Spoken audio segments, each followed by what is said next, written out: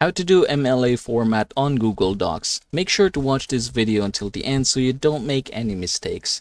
Now, in order for us to proceed, we're going to go ahead and change a few things. First things first is the font style, so we're going to click this one, change it to Times New Roman.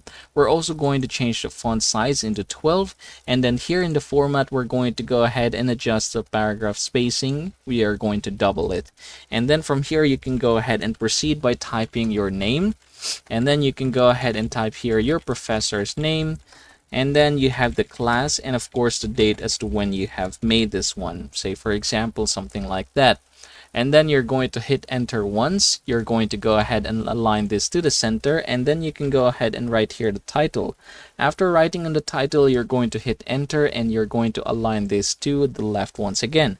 Now you are going to hit the tab once, and then you can go ahead and start writing here. So this is an example of the text, and then I'm just going to go ahead and try to copy this one. Basically that's what you are going to do.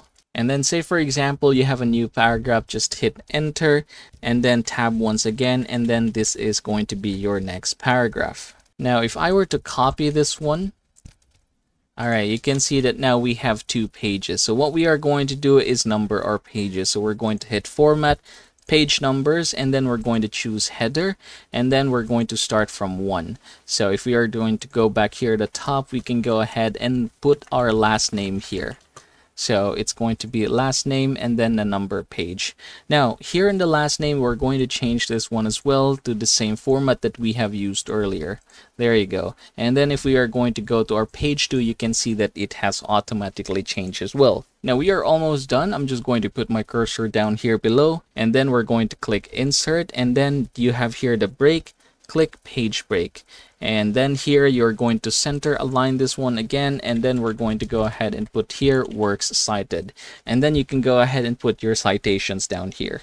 And that is how to do MLA format on Google Docs.